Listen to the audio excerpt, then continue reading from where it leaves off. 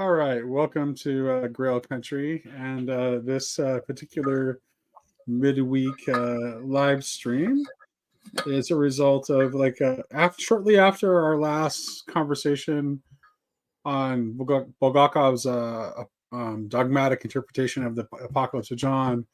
Jed reached out to me and said, "Hey, I want to do a part two because I have some additional thoughts on the Beast," and we meant to schedule it like right away, but we had some stuff happen, so we're doing it now. I have no idea what Jed wants to say, but I'm all ears, and here we are. So Jed, what was it that you? What was your esprit d'escalier from our last conversation that you wanted to Yeah, cover so this? it's interesting because sometimes when we have these conversations, you realize this one was just within relatively short order. It's like, man, there's so much interesting that's going on in Revelation chapter 13 with the description of the two beasts, and I thought it would be very interesting to kind of to examine that a little bit further. And not so much from like the angle of trying to figure out who these figures are, Right. but really delve a little bit deeper into what they mean. And I mean, here at Grow Country, we're obviously big fans of Tom Berg and Meditations on the Tarot. And I had just happened to be reading that week on his meditation on the Force card. Yeah, letter 11. Yeah.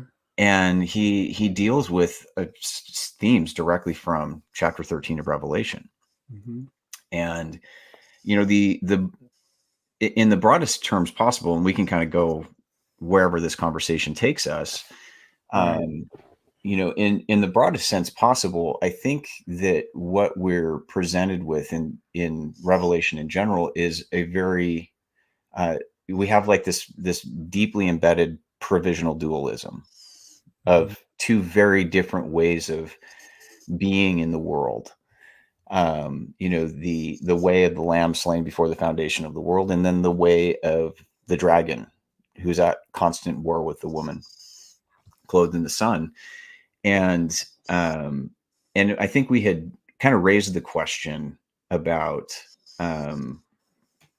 just why these characters in chapter 13 are listed as beasts and what that means. Mm-hmm. And I think just the fact that they're labeled as beasts, I think, is something that deserves some additional attention as far as the nature of power, how power is structured in the world versus how power is structured in God's kingdom. And taking a look at these characters, not so much for kind of trying to identify who they are in history, but to identify within ourselves where we are vulnerable to those tendencies, because we all have these vulnerabilities, right? We're vulnerable to, fall under the enchantments of these beasts, and in addition, like the Whore of Babylon, right? As these are kind of the baddies in the book of Revelation. And so I wanted to explore some of those topics. Well, that's great. I want to bring up one additional thing that you may not be on your radar, but on our Discord, on the Grill Country Discord server, Matt C. He's announced that he's working on a video where he's going to talk about the beast. He was inspired by the thumbnail image from our last Bulgakov conversation. Oh, cool. And he's an artist, so he's very visual. Quite a talented artist, actually. He has a great comic book series that he does. Awesome. Called Kyrie. And he from that thumbnail, he started researching this idea, and he's actually prepared a paper on this idea of the beast as an anti-menorah. I actually invited him to come and talk to us today, but he wasn't able to make it. Okay. I can see where you, from the image, right? From the image in the thumbnail, we can get that, because because the beast is like seven necks, 7 heads, that kind of like, so I can see the intuitive connection to the menorah, but I don't know what his case is. So Well, I haven't heard it yet. I'll have to wait till he puts his video out. It certainly functions as an interesting foil to the lamb with 7 horns and to the 7 lampstands. Oh, it also is an obvious interplay between light and darkness too, right? Right. So right. Well, I mean, let's just kind of play with the concepts here, because I think that we'll just kind of see where this goes. But one of the things I was thinking about is the way in which the beasts operate, exercise power. We have a Grim watching us. Hey, Grim. There we go. Grim takes what it wants and gets what it gets. 100%. That sounds, it would be the Dr. Seuss version of the beast, which, by the way, I would love to see that illustration. Look at you picking up Grimm's references. I don't always. I just want to say one other quick thing, though. Talking about like, there's an association, I think, between the beast and death. And I think you can see that in the way that the New Testament writers especially Paul, referred to Sark's flesh negatively. Well, Sark's like literally is like, it's dead meat, right? So to become a beast is to just become the kind of thing that we kill and consume. That's to become less than human. So it's so the beast is like, it's the inhuman human, right? So it's like it's the inhuman capacity that exists within human beings. Is like one of the things that the beast is about. And a certain principle at play. There's like this dual plot line woven throughout nature, where we have and we get this whenever we're out in nature. There's a sense when you glimpse creation's beauty and its goodness, is you see there is a sense that there is an element of nature that's always being presented to us that's unfallen.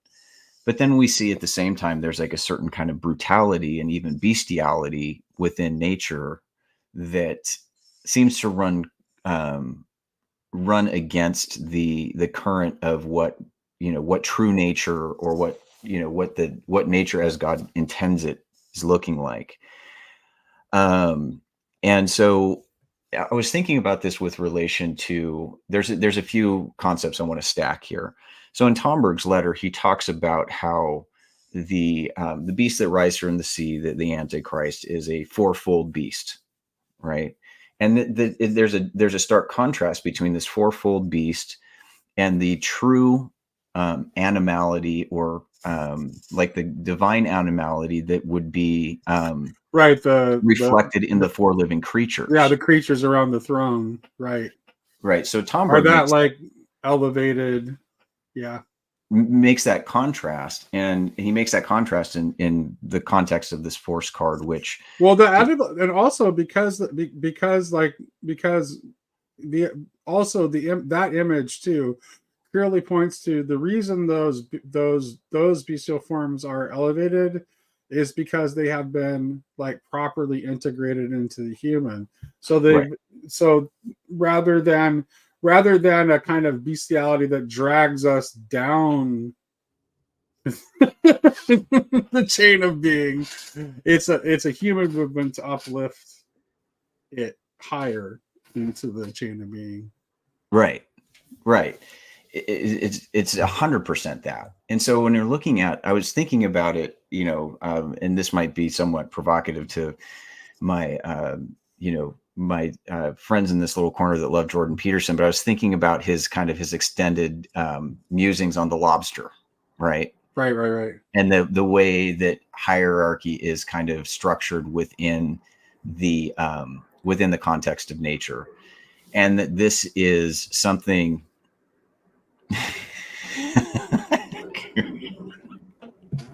God bless you, dude.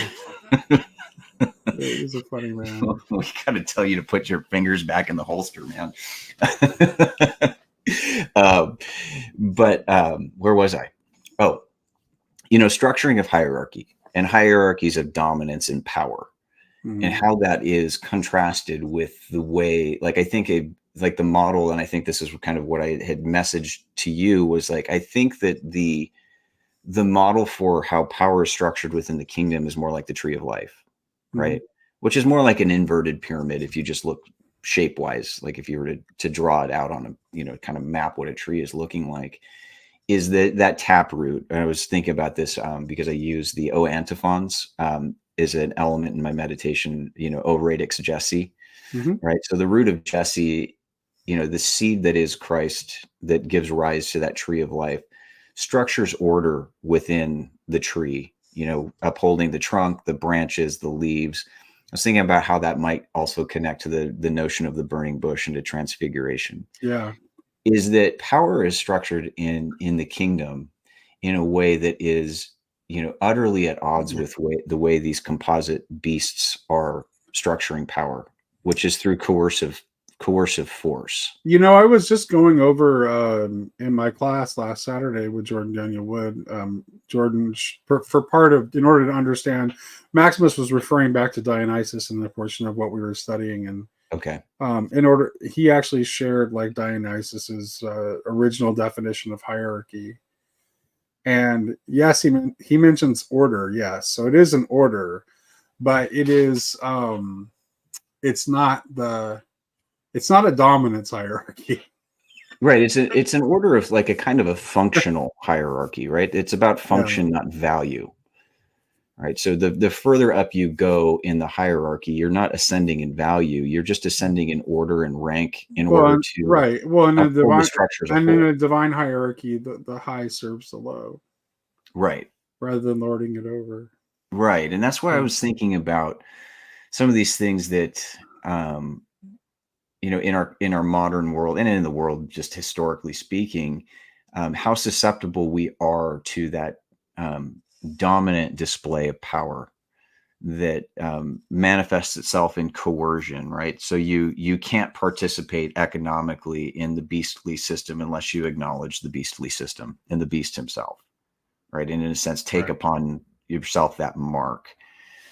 And then there's a contrast, and we'll get there once we get into Revelation 14. This is where we get another introduction into the 144,000, right? And that they're noted as virgins, and that becomes very important in Tom Berg's meditation on the force card, because the female in the force card, or in the strength card in the rider weight deck, is depicted as this virginal figure who is able to, without any effort whatsoever, tame a lion, right? And she is, in that depiction, Tom Berg will note that it's the virginal power, it's the power of nature as God created it, that elevates the beastly into that creaturely. So the lion, the reason why she's able to tame the lion is because she draws out of the lion that's depicted before the throne, which is the living creature, not the beast.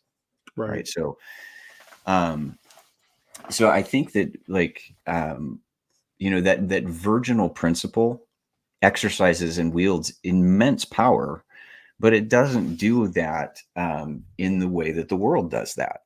And it doesn't structure power and authority in that way.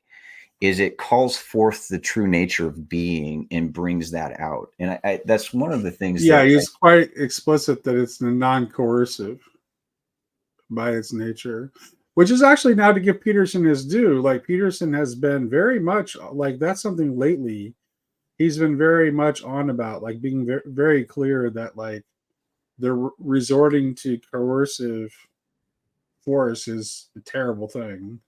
Right. And so, yeah. Well, and actually, this is interesting here from Grimm. He says, looking at hierarchies always feels two-dimensional. And I think that there's something right. Let's invite Grimm in to explain bring him in. Because intuitively that sounds right to me, but I couldn't articulate why. And I want to know why Grimm said that.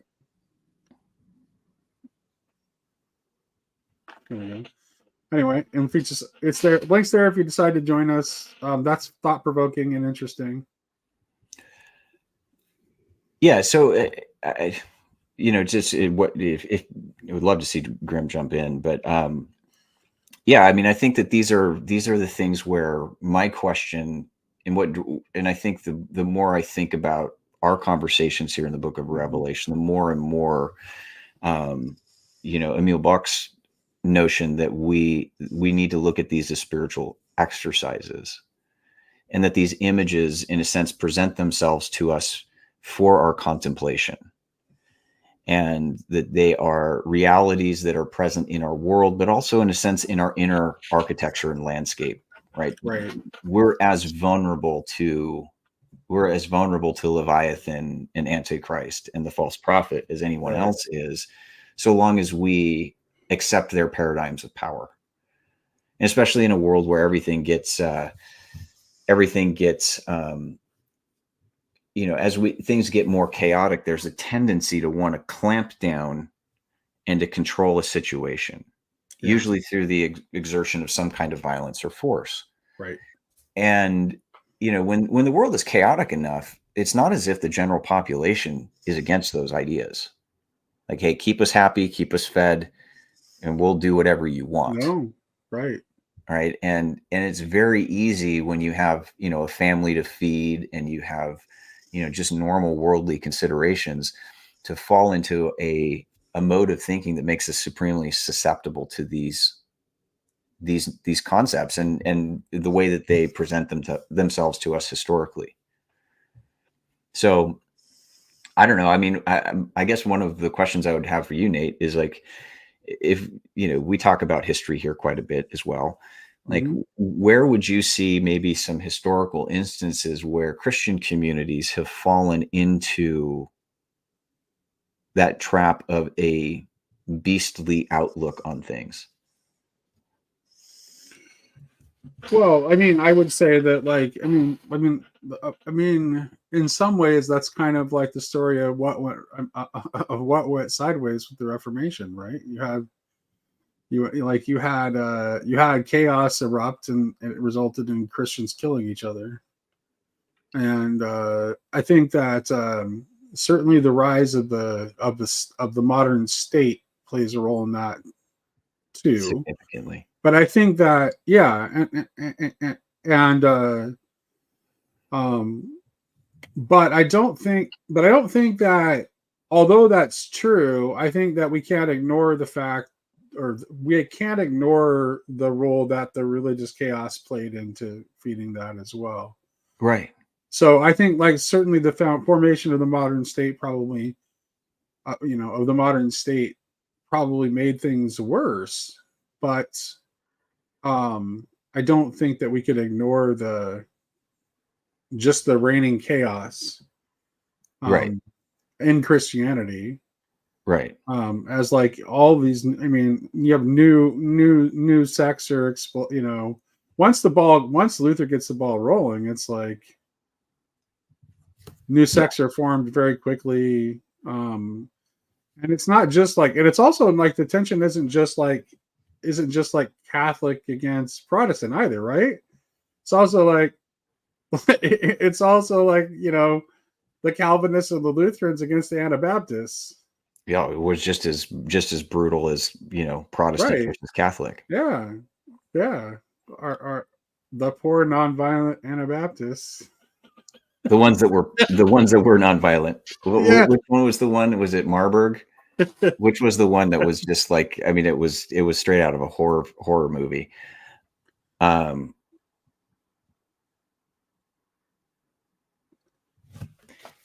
Interesting. Hasn't Well, but I'm not sure how that follows. I'm talking about Christian. Like, Well, I mean, I think that I'm trying to see where. I mean, so it makes me think of, something that actually Charlemagne kind of repents of and is kind of called to the carpet by the Oh, clergy of his time. the slaughter of the Saxons. Yeah, the slaughter of the Saxons, right? Is he was trying to subdue, an unruly population through these forced conversions, and creating all kinds of problems. I And he's would. doing so as a Christian monarch, but it's also the church at the same time that checks him and says, no, this is not acceptable. This is not how this is not how the kingdom is advanced. And he does change course. And, I see his comment here. You can grab that latest one. Oh, okay. So now I'm kind of getting the connection. So you're saying that Christendom was still subduing pagan tendencies, right? And I think I don't know. You really think that's the case? Like, well, I guess that is true, and I think like I don't necessarily think that. Yeah, I think that. I think the Protestants went a little far with that, to be honest with you, with the all-out war on all folk Christianity that went on in Protestant circles, and I don't think that. Yeah, I think that in places where you see Christianity take a healthier path, in places where there was more integration of that, where there was an attempt to see what was good in it, instead of just automatically discarding it all, than in places where there was just that bright binary. And I know, God bless you, Anselm, but I know you tend to think in those kind of sharp binaries, but I don't. Well, and I think that that's the problem, though, is that Christendom had no business subduing anything, at least in the way we historically did that. Right. Not by, certainly not by brutal force. Yeah. Like that's not the way to do it. And that's not how we conquered Rome. No, it wasn't. We didn't conquer Rome through violence. Right. So we conquered it with a better vision of reality. Oh, okay. Thanks for the clarification. Okay. Cool. Yeah. Oh, yeah. Absolutely. I'm not blaming Christianity, Anselman, at all. I'm not blaming Christianity. That's we're just talking. I think the way to take this here is like, okay, where has the church failed in the past? How can we do better in the future? Rather than to say, Christians in the past were terrible. That is, if I definitely did not mean to give that impression, because I don't think that. I also think that. I wouldn't make that blanket statement. Yeah, that's obviously a very unnuanced way of putting it, and so there's more to it than that. I think that there's been Christians throughout all eras of our history that kind of got it more, that were more fully. Did you see Sam's recent conversation with the Canadian Anglican theologian who was talking about Paul's concept of time? No, I didn't. Okay, so this was very interesting, and it actually kind of aligns a lot with, I think, with both Tomberg and Maximus the Confessor. And her, let me see if I can get this straight, but her view is that essentially, rather than seeing like either like a linear progression or a contrast between regular time and apocalyptic time, that essentially St. Paul sees that there is a boundless time or lifetime. She calls it lifetime. That is that happens when one is in Christ, and then outside of Christ, there remains the death. There people remain in like this death time. And so it's from the lifetime perspective, it's already met the future, and the past, and the past is kind of behind it, but it's also like all moments can be viewed enfolded within once, that light. In fullness. And this is how she thinks St. Paul views time. I'm not familiar enough to try to make her argument for her, but I did think it was intriguing. But here's where I thought it was interesting, because it sounds very much like what Tomberg is saying about the closed world of the serpent, mm-hmm. and the open world of the spiral. And here's the thing, and I think you kind of gestured toward this earlier, is that like, even if you're still stuck within the closed world of the serpent, the the lifetime or the kingdom of life or the kingdom of God Mm-hmm. is so full of love and mercy and glory that it Mm-hmm. shines forth, and it can be glimpsed even from within the kingdom of death. And that is what like leads you to faith and entrance into the kingdom of life. So even though there's like this division, it's open, it remains open to cross between. Interesting. So is that kind of like conceptually, is she kind of just to draw the analogy back to Tomberg, is that kind of that it makes me think of the term Zoe, right? The true life, Right, the higher Zoe, life, the yeah, yeah, spiritual yeah. life, right? It also makes me think of how So Bulgakov in philosophy of economy, it's like he drives down to like considering this contrast between life and death is sort of like ultimately having like that even that and one of the and I think the resurrection clearly illustrates this, that even death, the kingdom of death, if you want to say, if we're talking about it from that perspective, is completely dependent upon life, right, and it's a part of and it's ultimately a part of life. right. Well, I totally agree that the Renaissance popes were rather. I actually believe that the Reformation needed to happen. I'm not trying. I am not one um, who craps on the Reformation. I didn't it when I was reaches its apotheosis in Canterbury. I didn't when I was a Catholic, and I definitely don't now that I'm an Anglican and therefore technically Protestant. Although I'm very Anglo-Catholic leaning Yeah, in my sensibilities. yeah, yeah. Hello, Laura. Good evening. I, We I, dropped we dropped a link if anybody wants to come. Let me drop it again. It was for yeah, Graham, yeah, but really anybody can come in and talk to yeah. I us. think this is more just an We're just interesting we're just discussion. thinking out loud, folks. Well, okay, so let's like so back to Tomberg though, and this question of like the qualitative life. It reminds me of like his constant interplay with the difference between the horizontal and the vertical axes. Yeah, that's why I Right. was intrigued by that. Precisely is why I was intrigued by what Grimm said about people. When people talk about hierarchy, it's always two dimensional. Right. That's exactly where that's like kind of like, oh, it sounds like he's talking about the kind of vertical participation, vertical dimension that Talbot talks about when he talks about the principle of of vertical evolutions as opposed to horizontal evolution. Right. And so let's play with that a little bit, because I think that this is where the question of the beast is an emergent principle as much as it's like a dark spiritual principle. It's an emergent reality. If we draw the distinction between Zoe and bios, right, is like biological life in some sense is propagated with the death principle already in place, where it's the survival of the fittest, and this organization into hierarchies of And dominance. yet, and yet, even the inorganic ends up serving life and actually becoming life. Right. And so it's provisional. I mean, it's a temporary state of affairs because it can't be anything other than that. Right. But the emergent sense of, you can look, I don't know if you've seen, like, there's, I think it's on Netflix, but it's like this documentary on like warring tribes of chimpanzees, right? And you can kind of see that principle, like they're just absolutely um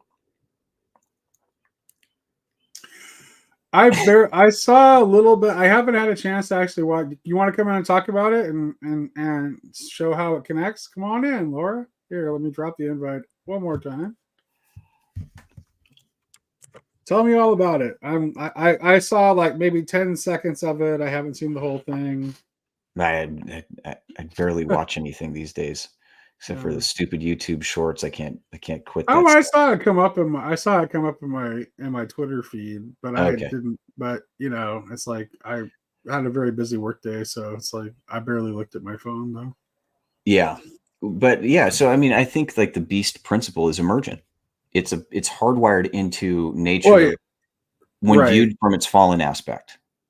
nature in its fallenness, this is what nature produces, right? Especially when you kind of bring in like human fallenness and human sin, and whether we want to look at these as historical figures or a figure in the future or egregores or whatever however you want to look at these beasts. Which doesn't mean they can't. Here's the thing, and I also like someone said something earlier that I didn't bring up, but like I don't like. Yes, there is this like collective element to these things, but that doesn't mean they can't also be individually personified, like in individuals. Right. And I think, I mean, so those aren't mutually exclusive observations. I mean, I think at some point, all real egregores require an archon, like some archonic figure. Yeah. And I mean, the way I look at archons is in a sense like the best analogy that I can think to an archon in our contemporary world is a corporation, right? We look at corporations legally as persons, right? And it doesn't. You could have good archons, bad archons. I'm not making a comment on the moral quality of these archons or not. But I think at some point, like in any kind of organizational structure, there's somebody that is. Well, yeah. For example, like Tomberg thinks that the Moloch is actually an egregore, which is interesting because I don't know if you've read, like, if you've seen like some of the Moloch essay that was written about in about 2014 that was like starting to think of like how the concept of Moloch describes our dysfunctional civilization. I don't know if you're exposed to that or not, but that's actually very much in line with the way Tomberg was thinking about Moloch, because he thinks that Moloch is an egregore, and he specifically thinks that Moloch is an egregore because the actual hierarchies of evil are forbidden from taking life. For example, like when Satan is allowed to tempt Job, he's not allowed to take his life, right? But the Molochs accepted human sacrifice, and so he thinks that this is actually like generated from human evil, which is actually can do things that the actual dark powers cannot do and are not allowed to do. So in some ways, when human beings go worse, we're even worse. When we go bad, we're even worse. Which is kind of also what I think, like this idea of like the beast and the Antichrist also are kind of pointing toward too, to a certain degree. So yeah. But let's say look at Moloch worship, right? So you have like the worshippers that were worshiping Moloch and sacrificing to Moloch, but then you also had priests, right, who were leading these rites. And so like it's easy to see how a priest might be more of an embodiment of this Moloch principle than, you know, one of the maybe even reluctant worshipers who just does it because they think it's what they have to do because their culture demands it. Right. Well, I think antidote, like when we're looking at antidotes and the kind of the polarities in Revelation, right? The antidote is virginality, right? To recover that virginal state of being, right? That I think, you know, kind of is exemplified in the Magnificat, right? Let it be unto your servant as you have spoken. It's a nature, you know, that a virginal nature that is utterly receptive to the divine will and exercises power not through force, but like, you know, in chapter 14 with the 144,000, this virgin army essentially is they're conducting warfare not with swords and guns and, you know, implements of violence. They're conducting warfare with the song, which is the song of new creation, which is kind of this invitation into. Well, what is the thing if you don't use force, like love and beauty they're so much more powerful anyway. Well, and in a sense, if you think about force in the positive sense of like Tomberg with the force card, you're right. That's what I'm talking not to get too Star Warsy here, but you need to use the force, right? Yeah, right. Right. Is like you're and in the sense that I'm envisioning here, like Tomberg, is like you're calling forth true being from itself. Yeah. it's a word of liberation or You're drawing emancipation. it. You're drawing it. You're drawing it out, and actually, you're also making it so that if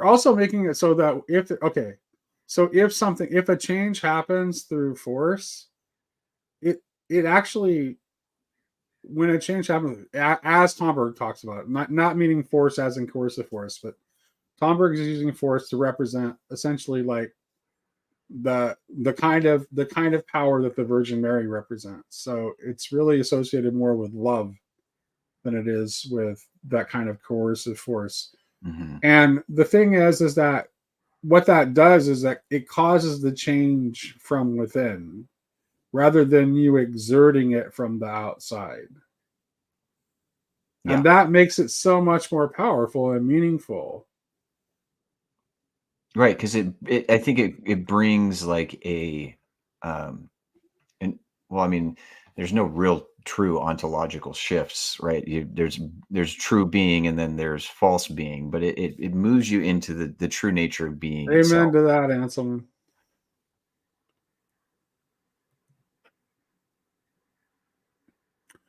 What was that in regard to? I haven't been following that. He says it would have been unimaginable years ago what is tolerated today in the treatment of vulnerable human life. I think that's true. I think like I see like, it's weird, Jed. I can remember this was like probably 2 years ago when my stepdaughter was like 16 and we were driving her and a bunch of her friends around in the van and they were talking and I listened to I kind of overheard part of the conversation, not even trying to overlisten. I just happened to overhear it. And it became evident to me that forgiveness was not in their value system. Like, bad is bad forever, and forgiveness is not in their value system. And that I see that there's like that's kind of like this is like to me like, and this isn't true, like I don't want to paint everybody with a broad brush here, but certain extremists who represent like the ideology that we refer to by the shorthand of wokeism, the most extreme of those individuals, they seem to be practicing a Calvinism without grace. And that's terrible. Right. And not good for anybody. And I Right. don't like, I don't want to paint everybody who identifies with progressive as being progressive, like with that brush, because I mean, I have I'm I progressive. have a lot of right. I have a lot of progressive friends. I live in a progressive town. Yeah. And frankly, they're not. I gotta tell you, my conservative listeners right now, and I love you too. I love you very much, and I totally think you have a valid worldview and a valid points. And progressives and conservatives should talk to each other, but progressives are not at all the way they get caricatured for the most part. Like every day, progressives you meet like in real normal life are nothing like the stereotypes that get portrayed. They're mostly very normal and they mostly want the same things that you do. Yeah. Yeah, and I think to go back to Anselman's point, because I really liked it. I like what he had to say there. I think the question of vulnerability, I think this is where it reminds me of something that like Rene Girard talked about kind of the interesting dynamic, like, Christ comes in and he subverts victimhood. So in Christ, the victim is innocent. Right. But what's happened in contemporary society is that to be victimized is an entry point into power. Yeah, holy Rene Girard. Right. And so Girard, I think he had his finger on the pulse. There's a sense where we now leverage our victimhood as yet another means of will to power. Right. And I think like if there's a critique of And woke, I almost hate the term because I feel like it's an empty signifier. Like I mean, as a progressive, I don't personally know anybody who's woke. Yeah, I don't Like, know many. I I don't have actually any don't. personal I interactions actually, at that level. yeah, I don't actually know many either. It's real. There, I've met a. They don't. They okay. So I work in state government. So Okay. I have met a few that Right. actually like fit the stereotype for Yeah. sure. For Yeah. sure. Like, I in mean, fact, I was a meeting with a woman today who talked about how she has an equity coach who can tell her how to behave in spaces as a white person. I mean, that's just like, okay, you're right. just like, you're in a cult now. Well, they might all work in like an HR department or something, but What? but I mean, I've got many, dear friends in like the queer community. I don't know any of them that are like, are out there as avid culture warriors trying to push an agenda, and it's just in terms of just in the realm of personal relationships and being, progressive and generally in my outlook. I see that, and I see the problem is it's like there's a rhetorical problem, but it again, like, and this is where, my critique to my conservative friends is you just fall into the trap of mimetic rivalry. So Well, there's it's also like, and actually, Laura and I had a little bit of an exchange about this over Discord not too long ago, because I had been in a couple of my recent conversations, I'd made this point about that there is no such thing as a truth which is divorced from love. right, That love is actually the highest possible unity, and that anything for it to be true, it also must be participating in this higher unity of love. So right, that means even though it, even though someone may be um, presenting something that you think of as false or untrue or as a lie, the obligation is still to love them first and then wait for a moment to to shift their perspective. right. There may be, like, at some point in the future that there may be some value in a really excellent treatment of Jesus's parables by a Anglican author or an Episcopal author, Robert Capon. It's called Kingdom, Grace, Judgment, and he breaks down all of Jesus's parables. And like one of the through lines in there, and he'll use the parable of the wheat and the tares as the primary example.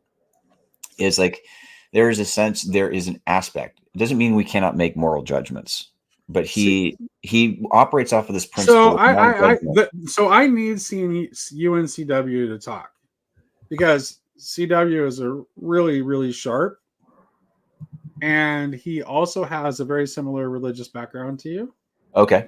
and I think you guys get along famously.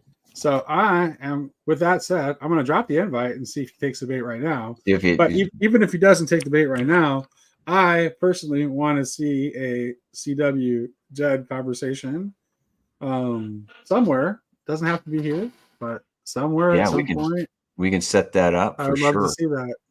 Yeah, but like, so the principle of non-judgment, right? So in that parable, the seed has been cast out upon the soil, the seed that is the kingdom, and it grows up, but the weeds grow up in the middle of the wheat, right? In the midst of the grain, and in uh, the immediate impulse is, well, let's go pull out the tares from among the wheat, right? And then the Lord answers no, in case you would damage the wheat.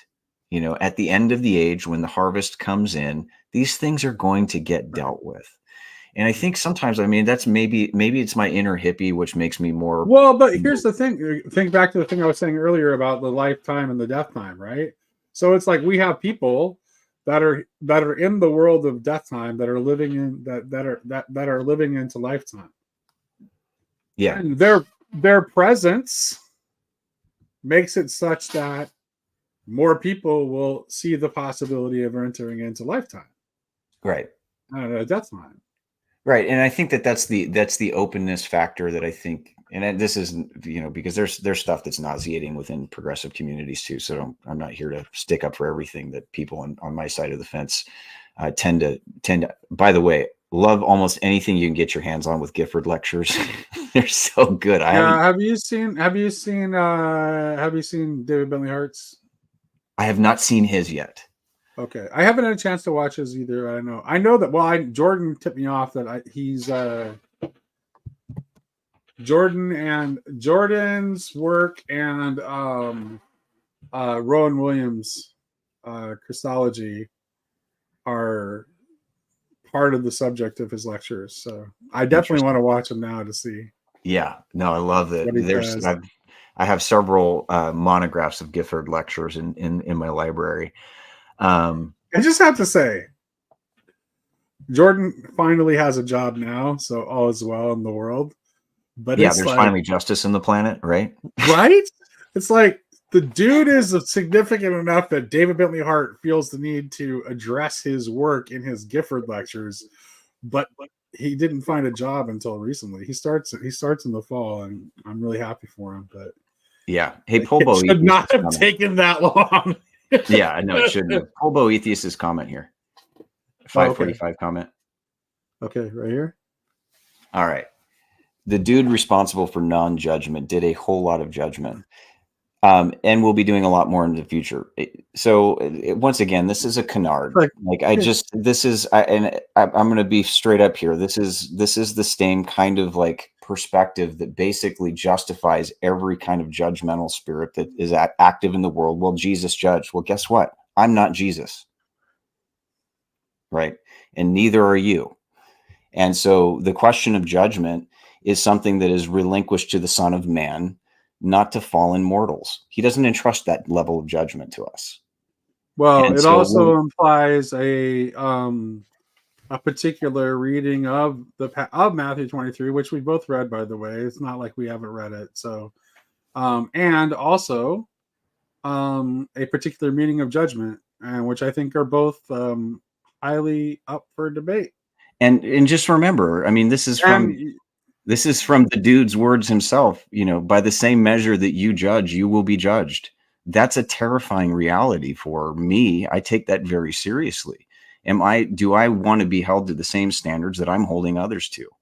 And I don't think most of us would. And I think that this is something that is endemic right now in contemporary Christianity, where we feel justified in the way that we judge others because we're so certain that we're right and they're wrong. Graham, I totally agree, and I tried to get Laura to join earlier. I completely agree. We keep fishing. Yeah, Laura always brings out the best. I agree. Graham, thanks, bud. Quit judging the judgments. I love you, brother. No, but I mean, it is a serious point, and it's like there is, and I understand that certain level moral judgments are inescapable, right? Yeah. But the question is, especially when we come into final judgments, qualitative character judgments, we just don't know. Well, and oftentimes, like we judge from our profound limitations and ignorance. And so this is part of the reason, and I'll, have a little excursus here. This is part of the reason why I shifted out of conservative Christianity into progressive Christianity, is because I'll be willing to concede that within progressive Christianity, sometimes there's latitude given that maybe shouldn't be. However, what I found within conservative communities time and time again was a level of judgmentalism matched with a certain kind of hypocrisy that reduces to a kind of virtue signaling. Essentially, if you can espouse the right rhetoric, it doesn't matter what your internal life looks like, what your behaviors look like. What matters is just saying the right things and hating the right people. And essentially clobbering on the people that you think are wrong. And I think, this is me speaking from the place of my own perspective. This is not a final judgment on anyone. I just think that is actually quite diametrically opposed to what Christ is calling us to, which is to love our enemy, is to love our neighbor, and to seek their good, and to refrain from judgment, to refrain from some kind of final verdict, because we're not in the place to actually express that. And if we want to tie it back into the question of, these beasts in the 13th chapter of Revelation, it's the same principle at play. So if we want to take cancel culture, you can look at it from a progressive end or conservative end. We're both trying to cancel each other in some way, right? That's the same kind of power dynamic that is at work in those systems where you want to appeal to a certain constituency that allows you to accumulate power and exercise influence, authority, power, etc., to the exclusion of the other. And how the other gets dealt with is ultimately they are either excluded or eliminated. And that's the narrative in Revelation 13. And so, my move to that expression within Christianity in some levels was just an exhaustion over the hypocrisy within. I'm going to say this calmly now. I'm not going to blow up like the last time. But if you want to engage in polemic, I'm not a big fan of polemic. That's fine. Debate and polemic really suck in my opinion. But if that's what you want to do, the link is in the chat. You can come in and you can do it. Happy to talk to you. But spamming the chat with like critical comments constantly doesn't really help. If you have a question, ask a question. But you're just basically saying you're wrong the whole time. And if you want to show us how wrong we are, then come in here. And if you don't want to come in here, then maybe ask a question instead. It's much more useful to ask questions than it is to presume that you know what someone means. So that's just food for thought. Go ahead. Yeah, no, I mean, it's just, yeah, I mean, there's a, I think that, so let's go back and play with the question of judgment, just because it's up for debate right now. Let's draw a distinction between vertical judgments and horizontal judgments. Like on the question of horizontal values, you can make no ultimate. Well, there's all kinds. Yeah, first of all, you can make no ultimate judgments, but you can make proximate judgments, right? And sometimes with some reasonable accuracy. Hitler bad, Stalin bad, right? Right. Can I point something out though? The two most important kinds of judgment: moral judgment and aesthetic judgment. They're not done through the intellect. Right. They're not intellectual. They are not part of your intellectual faculty. So thinking that you know something in this sort of absolute way with no nuance is nothing to do with the capacity by which you actually make moral and aesthetic judgments. Hey, Laura. Hey, Laura. Hey there. I really just want to show off my snappy outfit for I know. I was so Oh, wow. There we go. Awesome. Hi, Laura. It's good to see you. Hi. Is that a cloak? Is it a jacket? What are we dealing with here? This is the St. Andrews student gown. Oh, cool. For St. Andrews University in Scotland. Yeah. Is that where you're at these days? No, that's where I studied when I was. You studied. Yeah. Oh, you did. Like the first thing that came to mind, and this will, give you a clue of how mature my mind is. It made me think of the Looney Tunes one with the Little Red Riding Hood. You know which one I'm talking about from way back in like the 30s or 40s. It had that look, and I'm like, she's gonna come in and it's gonna turn into fairy tale hour. But I'm sorry. Oh, that'd be nice. This one doesn't have a hood though. Man, the cartoons that were on when we were kids, Judd. It's like there's just like, can you imagine if someone tried to? Yeah, you get canceled for playing one of those so fast. So, Laura, to the ignorant, tell me about this iPad ad, because I have no idea. Yeah, I have no context. Yeah. Okay.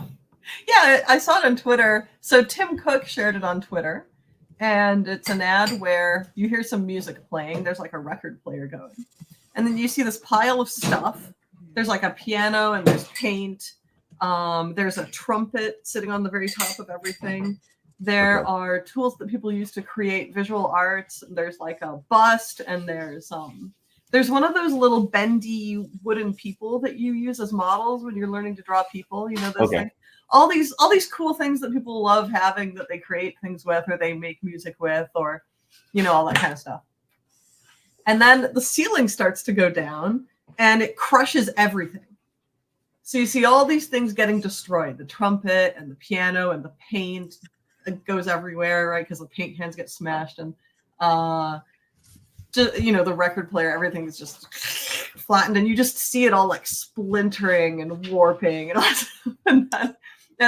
stuff.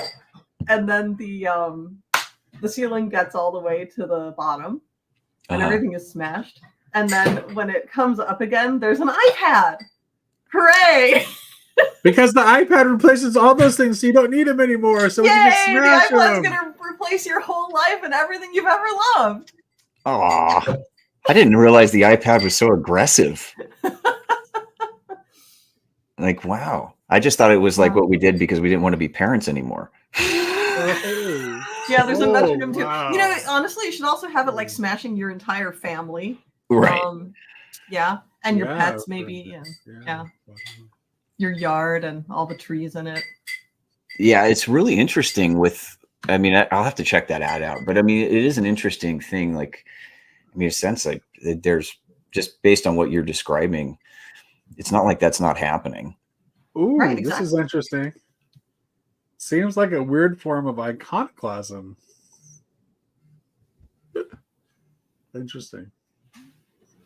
Yeah, it is. In a sense, yeah. So if you think about the, you know, kind of what technology is doing, is it in some senses is devouring these older forms.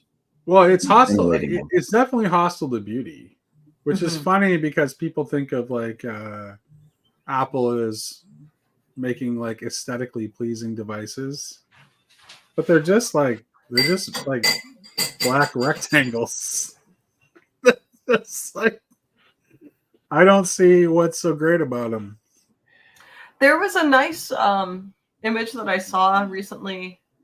It's kind of in meme format, I guess, but it was just photos of devices. But they were I think the screens were white. So each device just looked like a box of white nothing. And then the caption on the top of them all was, "You won't remember." I thought that was pretty good.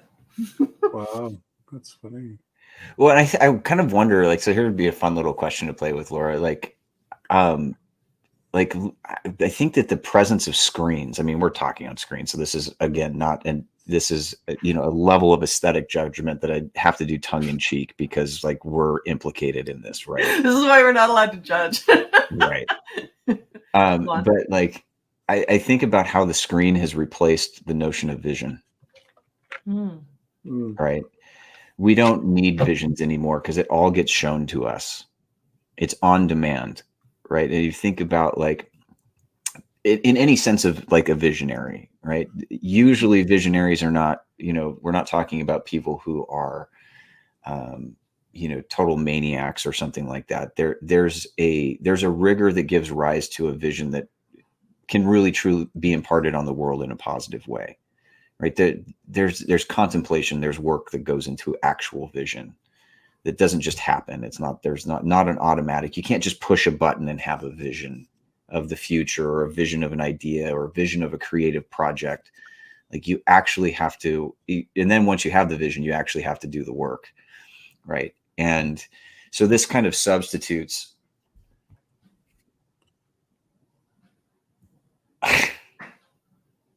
All right. It's permission for us to ignore your comments. It's okay. I don't want to ignore the comments. I was actually just suggesting a way that you could reformulate your criticisms in a more productive way.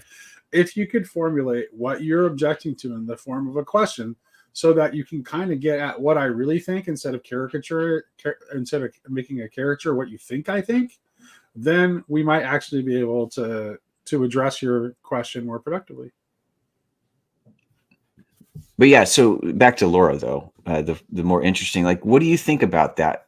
You know, since you're seeing this as kind of this beastly thing, like I kind of wonder like what this is doing to our sense of vision. I'm not talking about religious vision. I'm just talking about that in just the general sense of some kind of vision that gives you like direction and purpose. That's interesting because you have to learn to see, which is something we forget sometimes. Like even when you're a baby, you have to learn to see, right? It's a process. You don't just. Well, yeah, that's right, and we. So you can outsource your vision in a sense. We only see the things that we think we are capable of seeing too. Yeah. Like there's just like our frame affects our vision. Mm-hmm. Like if you're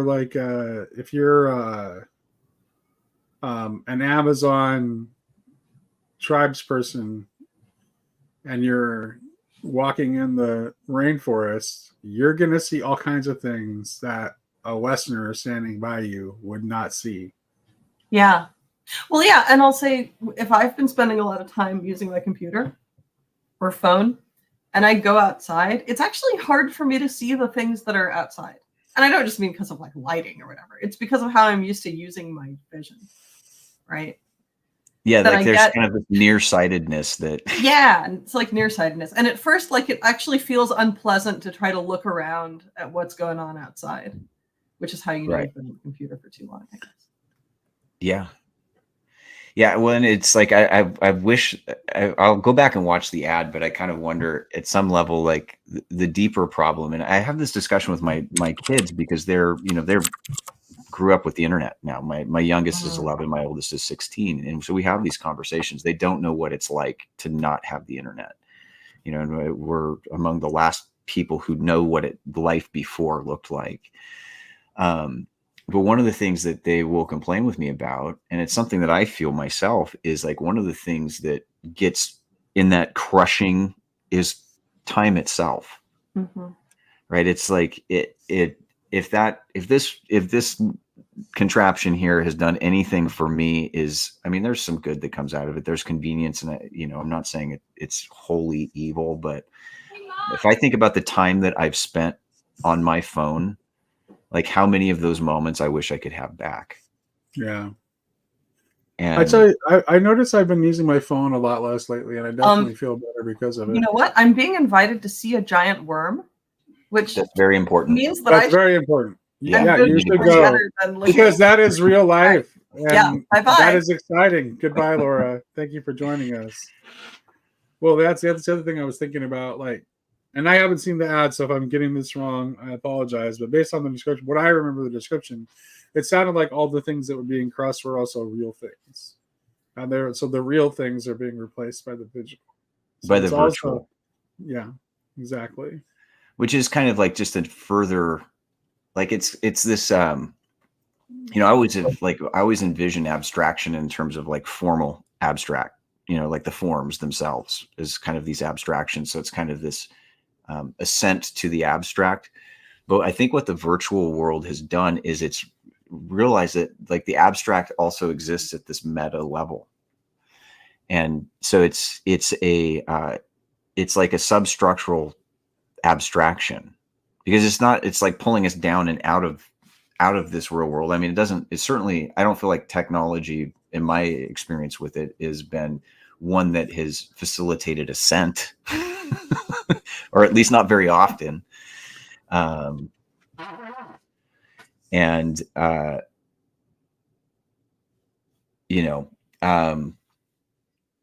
yeah, I think that the question of vision, the question of time, the question of what these technologies do to us, very interesting. I don't know how this connects to what we were talking about earlier, but so I didn't disagree with him either. That's the thing. And so he just assumed that we were talking about judgment in a particular vein. Here's the thing: like the concept of judgment is a very complex idea, and the kind of judgment that Christ is talking about when he warns us to judge not lest ye be judged is a sort of like judgment of the actual like ultimate value of a person. Yeah. Which is the same thing that's going on with the wheat and the tares. It's just like it's not there's no caution against like you can't live life without making some kinds of judgments. It's just don't make ultimate judgments about people because you're not in a position to do that.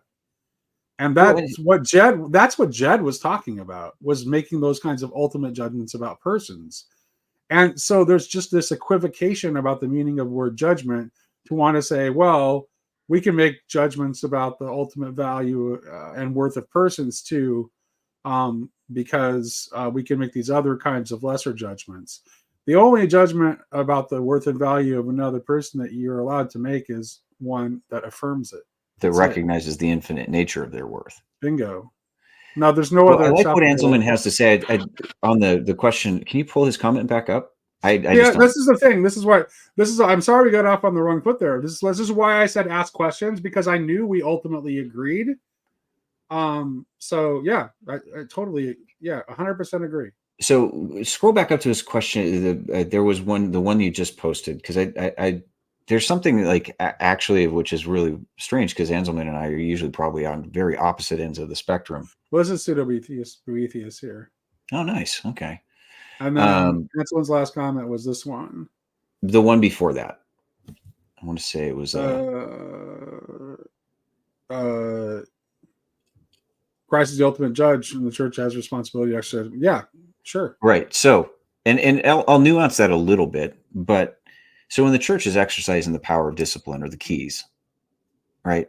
That's not license for the individual Christian to make ex cathedra judgments on others. Like that's that's everybody acting like their own little pope, which is essentially Protestantism, which Anselman, I don't know if you're Protestant or Catholic. No, Anselman and I, here's the thing. It's like Anselman and I are co-religionists. We are both very Anglo-Catholic leaning Anglicans. Okay. Well, then but this is, and I think speaks to the validity of the point. Now you can make some questions as to whether or not in every point in the church exercising the powers of the keys, have they done so legitimately? But they do have the legitimate authority to make judgments, right? But that's entrusted to the church. That's not entrusted to an individual in the same way that it is entrusted to Anglo-Catholic. Confirmation of what I said. All right. So it's not, when we're talking about those sorts of judgments. Amen. The quickest way to get Ansel and I on the same side is to start trashing the Anglican hymnal, and then we'll both go to war. I'm not far enough down the Canterbury Road to get there at this point, but yeah. So when we're talking about the power of judgment, the church has authority to make those kinds of judgments. The state has the authority to make those kinds of judgments, but I wouldn't say that the church or the state are always doing so legitimately, or let's say they're not always exact or precise or as accurate as they need to be in their judgments. There's error that can happen there, but that doesn't diminish from the legitimacy of their authority. What I'm saying, as a private Christian, right, or as an individual Christian who's a member of a larger body, it is genuinely not. Just make sure that the judgments that you're making are appropriately finite and temporal, right, and circumspect, because you might be wrong. Right. And yeah, exactly. And humble, yeah, for sure. And so I'm not saying like, like there's those times where you have to intervene in judgment to, let's say, somebody's bullying your child. You need to intervene with a certain level of moral judgment there. I agree. So I'm not saying in no case should we ever judge, but you have to understand like what we're getting into. Well, we have to make moral judgments, but like that, I mean, it's not, that was never about moral judgments. Right. It was about making ultimate judgments. But Micah 6:8 kind of gives, I think there's a good. So I can say, for example, it's perfectly acceptable for me to say, I believe what you're doing is wrong. It is not acceptable for me to say you're just a waste of flesh and you should be killed. you accursed sinner, or, like those kinds of, well, I think we have, prior to judgment is the question of justice, right? In Micah 6:8, he has shown you, oh man, what is good, what the Lord requires of you, but to do justice, right? Thumbs up, Anselman. Right. Yeah, I like agreeing with Anselman more than I've agreed with him, I think, ever in the combat. Anselman is complicated. He get like a lot of people misunderstand him. He's got lots of nooks and crannies. No, it's cool. Anselman, first of all, he's actually like a pretty decent poet, and he is very erudite, and he's got a good heart, and he shows up and is part of this community all the time, and he's under no obligation to agree with me all the time. Heck, I don't even agree with. Here's the thing. Here's the secret. I don't agree with everything I say. I am very much. I am not. I don't have a lot of restraints about speculation or thinking out loud, because it's just the kind of thinker I am. I'm the kind of person who needs the freedom to think out loud, to get to what I really think. So a lot of things that I say are provisional. And so sometimes Anselman has on more than one occasion offered me like some worthwhile insight that has helped me like kind of correct my own understanding. So yeah. Hey, can you pull Anthony's comment? I'm with you. Like Anselman's, he's on fire today. So I mean, Anthony, like, I mean, for those of you that don't know, I come out of conservative Reformed Christianity, right? So I'm very intimately familiar with some of the dynamics, those fundamentalist modernist debates in the 1920s, J. Gresham Machen, and kind of what gave rise to kind of the dynamic of modern conservative Reformed Christianity.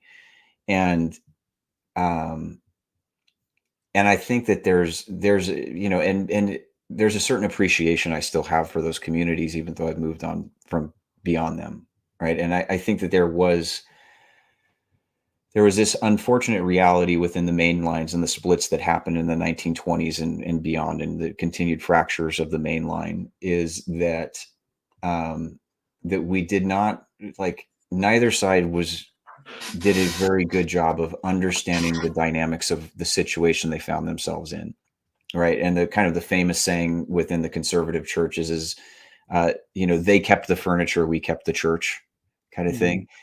I do think that the conservatives died on some hills that they maybe didn't need to, without necessarily sacrificing certain elements of their perspective that would have been important, but it became so combative that splits were just ultimately inevitable, and it was bidirectional.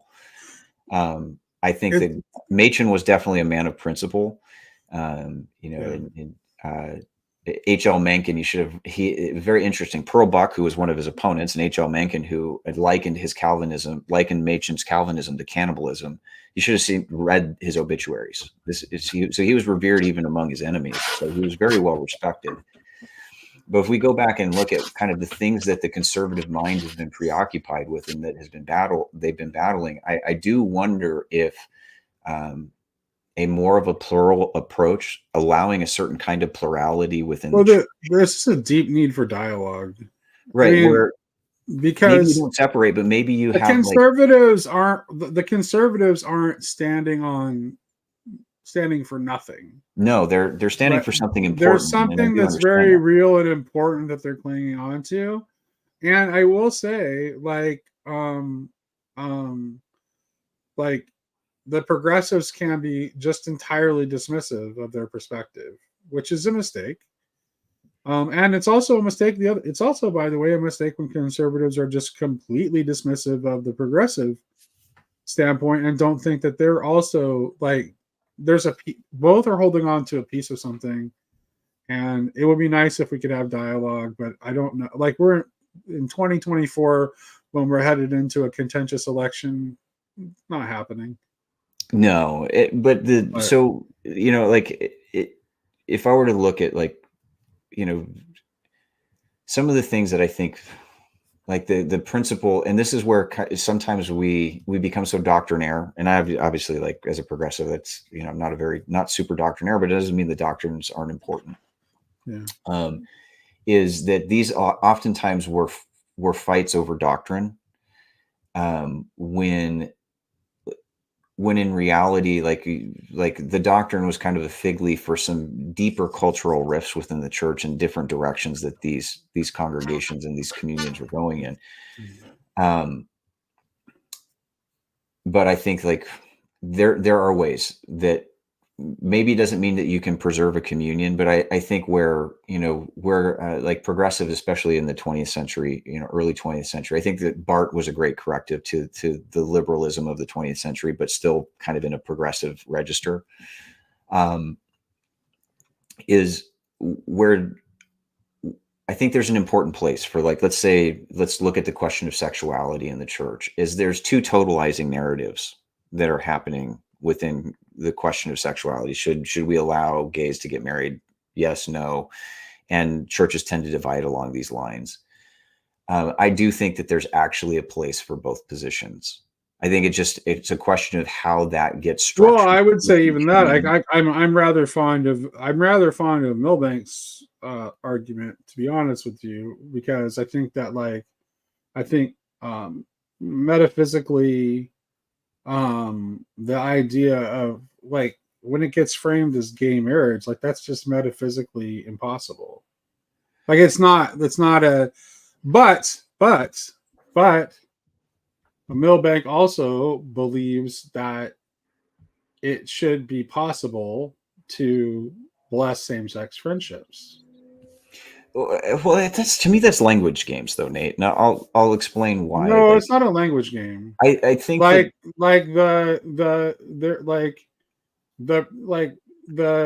synthesis of masculine and feminine in marriage is a metaphysical principle, and that's why it keeps getting repeated throughout. Right, but within queer relationships, the synthesis of there's still a masculine and feminine principle at play there. Yeah, but I know. But here's the thing, though, is that and I'm okay with it. We can discuss this. It's fine. Yeah, you're my friend. I love you. It's all. I mean, we can disagree about this. Yeah. But I see it as being what I see, and I'm not talking about when it comes to me when I'm interacting with individual people, like, and not an ideology. I'm just interacting with people.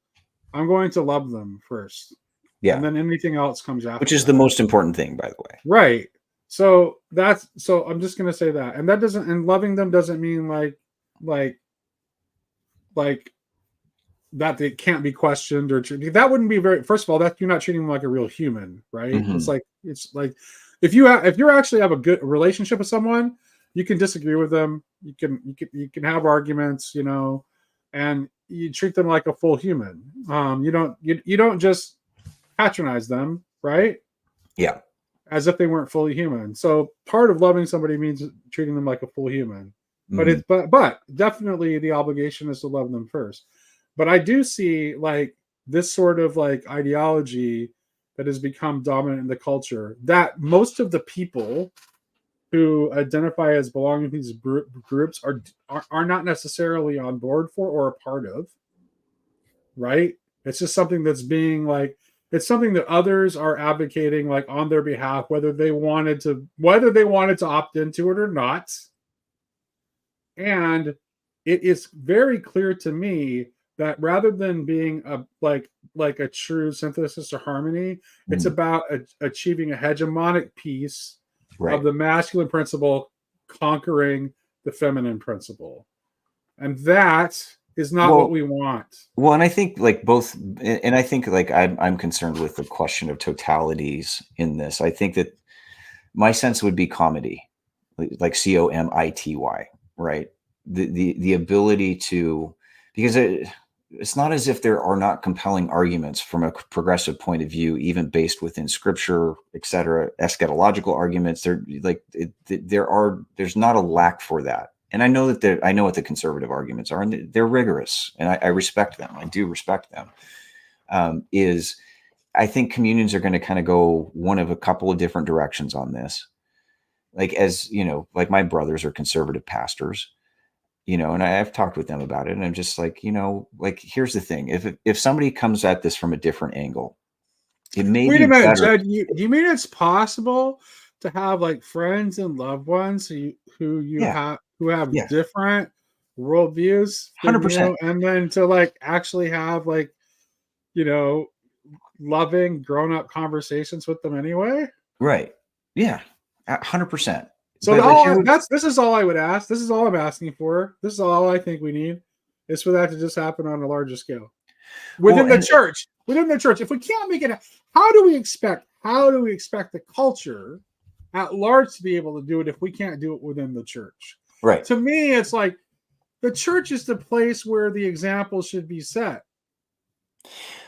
But Well, and everyone is so invested in winning for their side, right, that they can't see the way to actually dialogue with each other. well, and here's the thing, like, and I think that this is a concern I have as a progressive when I look at traditional communities, and this is like it out of concern for what is happening to traditional communities, is that they are in equal danger of marginalization. So there's a kind of a lashing out where I think it's perfectly fine if you take a traditional view of marriage and you want that upheld within your religious tradition. I think that's okay. And I think that that's something that progressives do a terrible job of respecting. Yeah. And, instead of like, in a sense, dividing our spiritual unity on this specific question, right, is as somebody who I attend the Episcopal Church, right? We ordain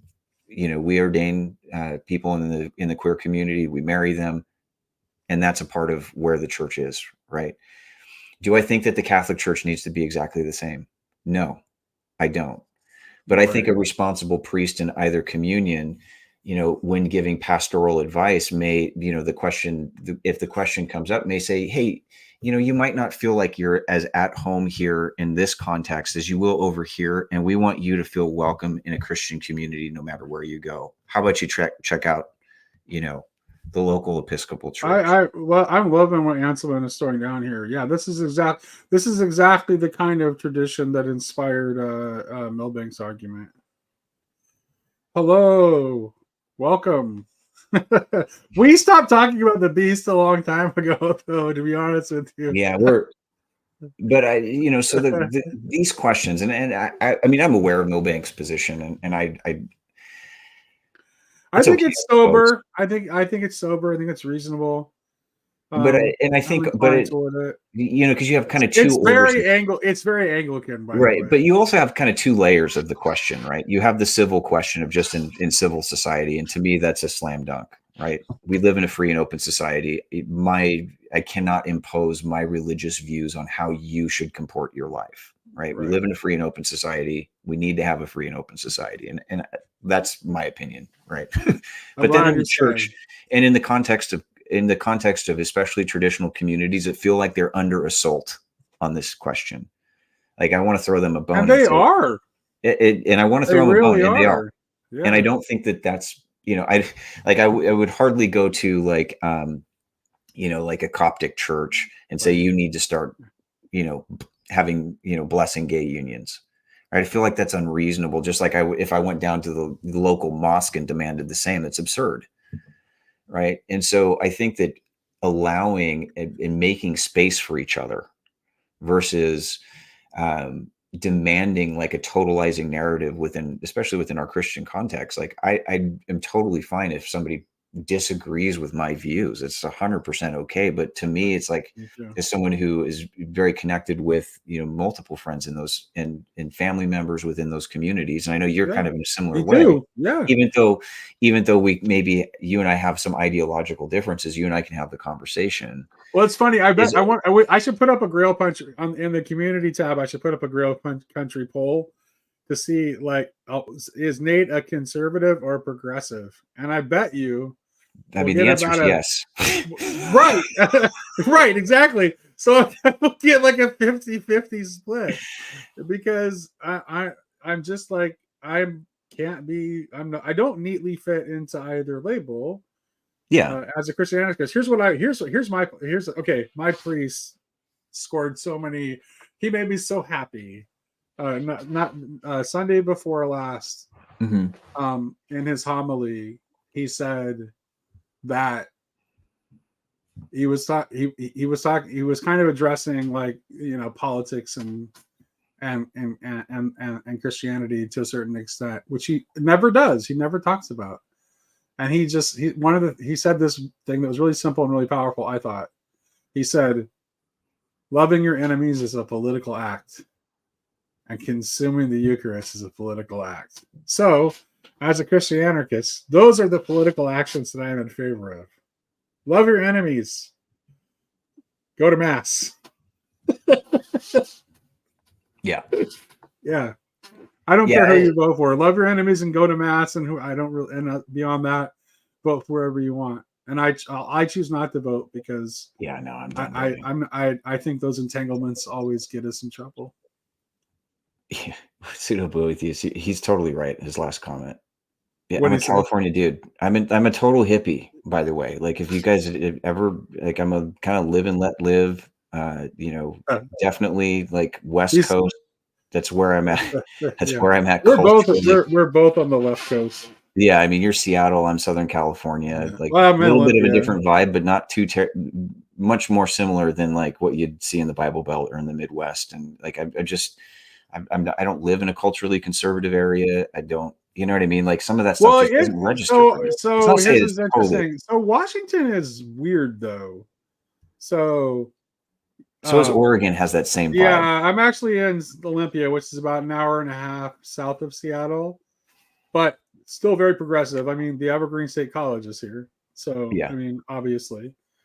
But Washington is very strange though, because it's that whole left coast thing that only applies to the I-5 corridor.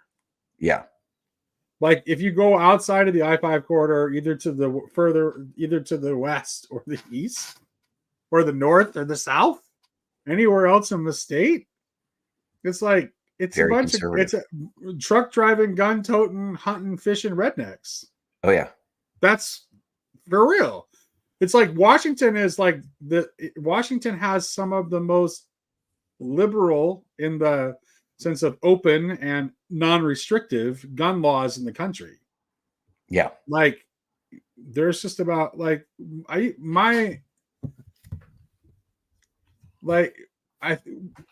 believe we're the only state other than Tennessee where it's legal to fire a weapon of 50 caliber or greater.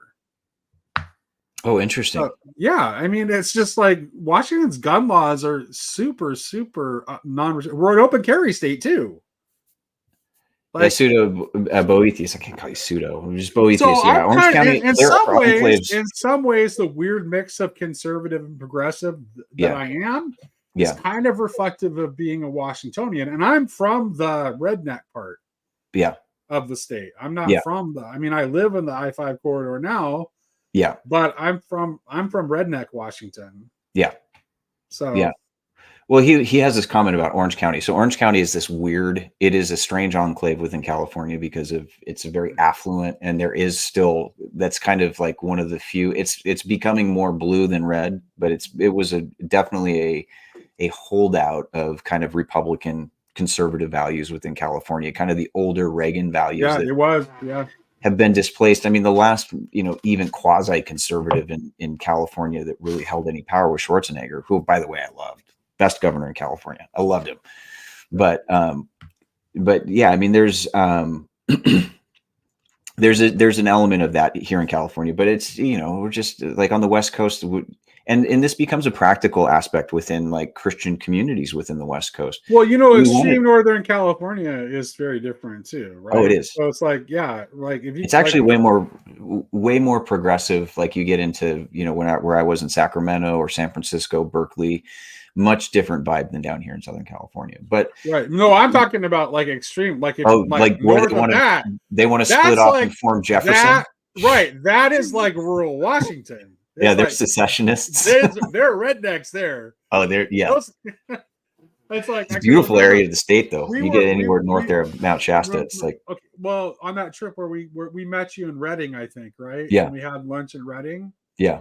So what, like we were in like, so my stepdaughter she's actually is going to Southern Oregon University in Ashland now. So we toured that campus, and then Oh, that's such a beautiful my town. son was looking at this like little Anglican great books kind of thing Okay. that he decided not to do um in extreme Northern California. And it's like it was like all like Trump flags, Oh, yeah. Confederate flags, which I totally don't get in California. I know. Weird, That's but weird. yeah. Um, and yeah, and don't tread on me. It's like Yeah. obviously like very very different. But also very rural, where in like the urban centers within Yeah, California, just a very different. And this is where like, it was so a logging area. That area was a logging area, just like the place I come. In fact, yeah, actually, like it felt a lot like where I come from. yeah, Climate was different. I mean, obviously it's warmer, but still has lots of big trees yep. and used to be a logging area. But yeah, Well, now it looks like Mordor since those fires kind of burned through there. But yeah, but the that's practical, bring it back to the practical. Like if you think about this within the context of like, how Christianity works at local and regional levels. Like, do you want people to become conservatives, or do you want them to become Christian? Right. And to be enfolded into the body of Christ where they are, because like it or not, we're all sinners. We all have imperfections that we all deal with on the regular. And like if there's one of the old evangelical preachers I love is like, oh, he would say, the ground is level at the foot of the cross. Like we're all there.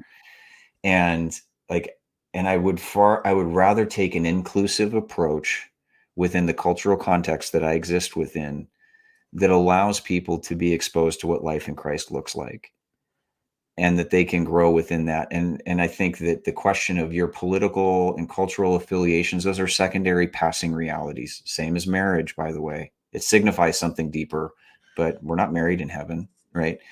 Their sex itself is a quality that drops off at some point in the resurrection. We're not sexed. We may be gendered, but we're not sexed in the resurrection. And so these things, like these are things that where we make these decisive breaks and splits with people who have these different, maybe modally different ways of being in the world. And then we lose the ability to speak grace and truth into our cultures. What's the difference? I don't know what he's addressing, but why don't you come and talk to us, Luke? Yeah, Luke, jump on. Yeah, we need some Luke.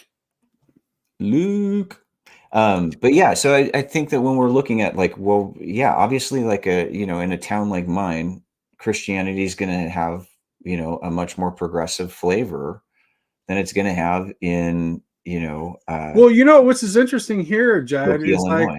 if you look at like, and here's the thing, I Awesome. think there's this false mapping. There's this false mapping that I think in this case it's fair to say conservatives tend to do this more, where they just assume that people who are progressive are also like not orthodox because they have progressive political leanings. But that's actually not true. And you can really see this if you look at like Christianity in the UK, where to find somebody who has like a very, very orthodox Christian theology, orthodox with a small o, I'm talking here, may very well have views that would be considered very progressive in our country. Right. So these things don't always fit neatly together. So yeah. Well, we're bound by a common creed. Like when I say the creed, I mean it. You know what I mean? Like I'm not like, well, yeah, there should be, right? Yeah, in Christ there is no conservative or progressive. Amen.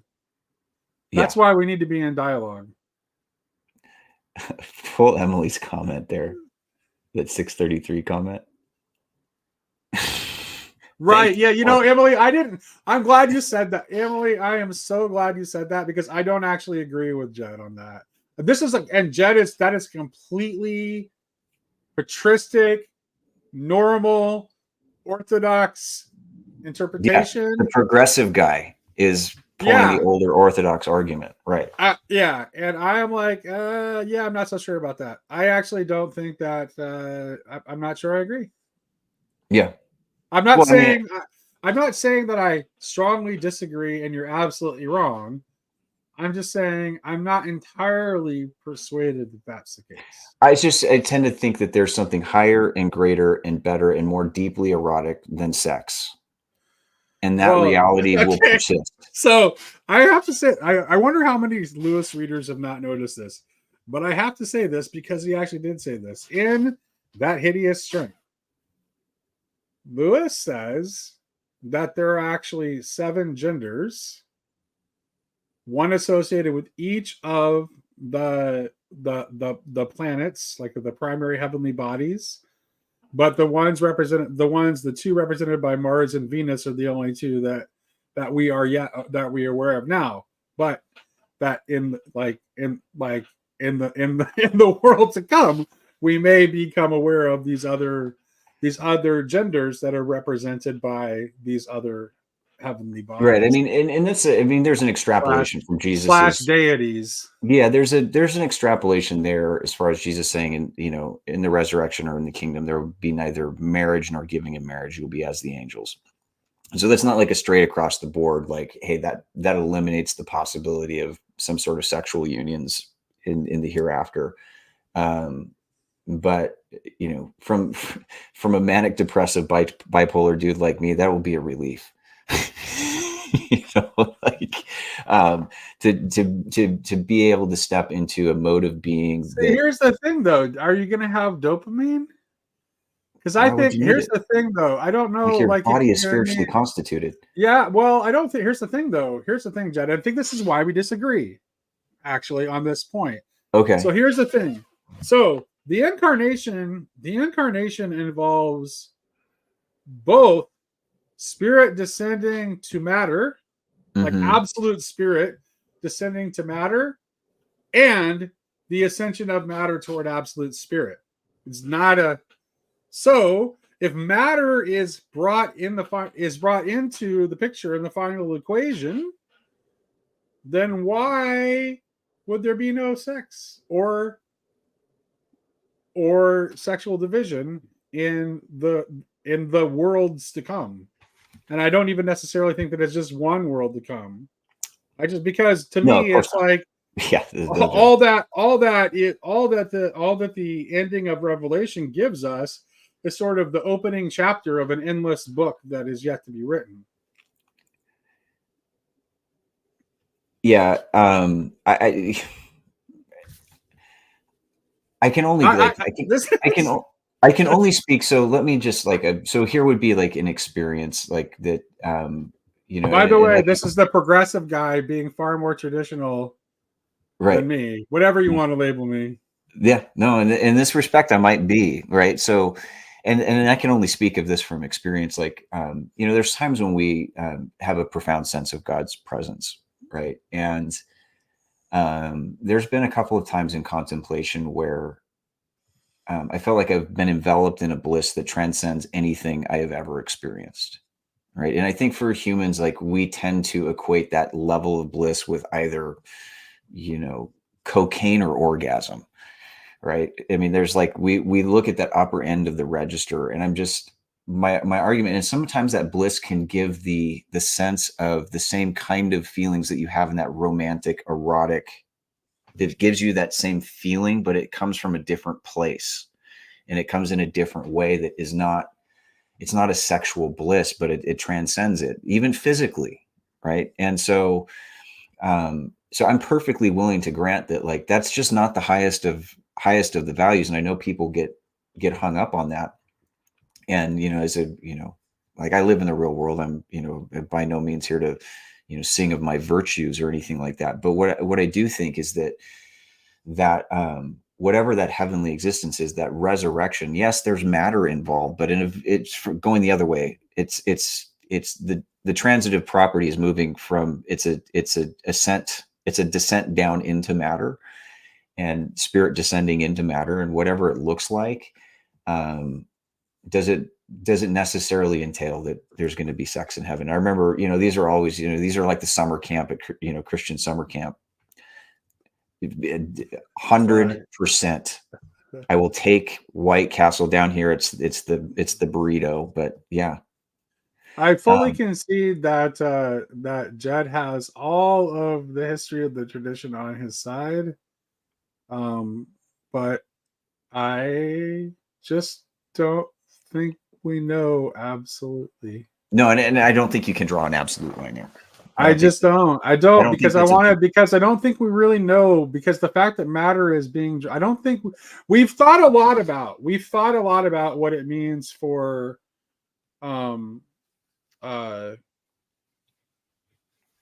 becoming spirit, but we haven't really thought about it from the matter being totally transformed and brought into spirit, and the bidirectionality of that action that happens in the incarnation. It's like we focused on only the spiritual side of the register without spending much thought about just how precisely is the material being brought in, and what of the material is going to be preserved.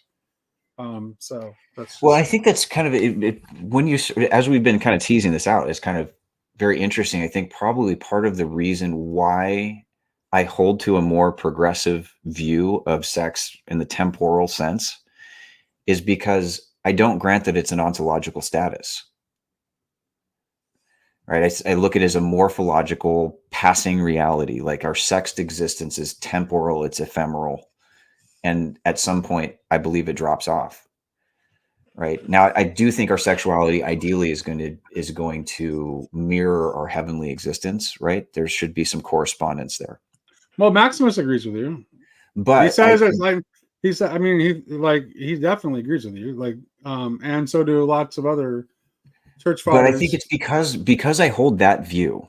I think when I look at the question of, well, how does it play itself out on the ground? I think there's more latitude that I grant there, because I don't view those as... See, I don't agree. No, there's always need for more babies, Anselman. Like the making of persons is what God does. I do not see any reason to believe that the cessation of the person making process ends in the next world. I just don't. My vision of eschatology is one of epistasis. I don't actually believe in that kind of finalized semi-stasis or stasis state.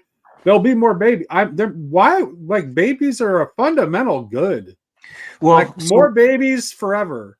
I think, mate, only because I profoundly agree with you on the most important question of epictasis, right? And we talked about this. I'm principle of plenitude all the way. Well, that is knowing that my vision is one of epictasis is fundamentally necessary for understanding why I would even suggest this in the first place. Right. So, and here's the angle. I mean, this is obviously wildly speculative. I totally could be wrong here. So it's not, but what I see is is once we have achieved kind of okay. So wait a minute. See, this is the thing. This is why I'm pushing back. So look how freaking Gnostic that is. Of course, there can be more souls made. Okay, not necessarily as babies, though. Okay, but souls are embodied. Right. So here would be here's my sense of let's model this out. Right. So in the eschaton. So after this particular cosmic story is complete, what I see is kind of this fractal unfolding of worlds and something that would approximate the concept of the multiverse. And okay, so let me with this what if the Mormons, what if a blind hog found an acorn? I think they did. What if what we'll be doing in the eschaton is giving birth to completely new worlds, and those worlds will have to be full of incarnated incarnation. 100%. So, but does that require? So, but I think resurrection confers a certain kind of ontological status. You've transcended death, right? And so I tend to think that, like, in the resurrection, what we're involved in is more. And so I don't think that sexual reproduction stops at the biological level, nor do I think that we're the last of the biological worlds that will emerge. I just don't think that once we are resurrected beings, once we've entered into that state, I don't think that we sexually reproduce. That doesn't mean I think sexual reproduction goes away. I think creation just continues to unfold and more babies get made. The question is does a resurrected saint, is that a sex status? All I know is that okay, I might be willing to surrender. We become more like gods, essentially. I might be willing to surrender the sex thing, but there's no baseball or barbecue in the hereafter. I'm out. That's where I draw the line too. Right. Baseball and barbecue. Yeah.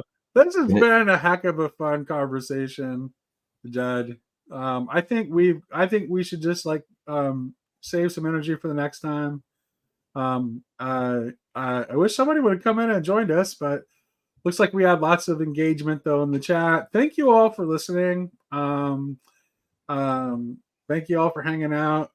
Baseball and barbecue are better than sex. Clearly, yes. I didn't say that they're better than sex. No, I did. Didn't say that. Did I say that? I'm just saying that I can see yeah, I don't know. Yeah. I'll leave it at that. Thank you for everyone for joining us. All right. Yeah, Nate, really great time talking. You guys, Grill Country folks, you guys are the best ever. Sincerely appreciate it. Oh, I don't know if everyone has seen the Estuary Northwest event is officially announced. And the speaker lineup the website is up. I believe I dropped the link in the community tab on the channel. Let me actually just go ahead and. Can you do me a favor real quick? Can you just grab Boethius's last comment? Yeah. Hey, look, I was a little bit sharp with you earlier, but legitimately, I agree with you hands down. You're 100% correct. See, it was argument for the sake of heaven, and we came to see where we agreed. Right. I can agree with you. Best movie ever. I've never let go of my secret crush on Belle. Ever. There you go. All right. Probably never will. Beauty and the Beast. Perfect. All right. So yeah, it's let me get the URL for people. Hold on a second. You posted that up on the channel just earlier today. I posted it on the channel. Yeah, let me just look it on the channel. That's a good point. Yeah, I don't need to put it here. All right, that's it. Thank you, everyone. Have a great evening or whatever time of day that it is for you. Yeah, come. Yeah, there will be some clandestine D&D games organized, to be sure. I might even run Pendragon if I get a chance, which would be a very Grail Country thing to do. If anyone lives in or near North Texas, I'm going to be running Pendragon at the North Texas RPG Con. That's it. Bye-bye. Have a good night, guys.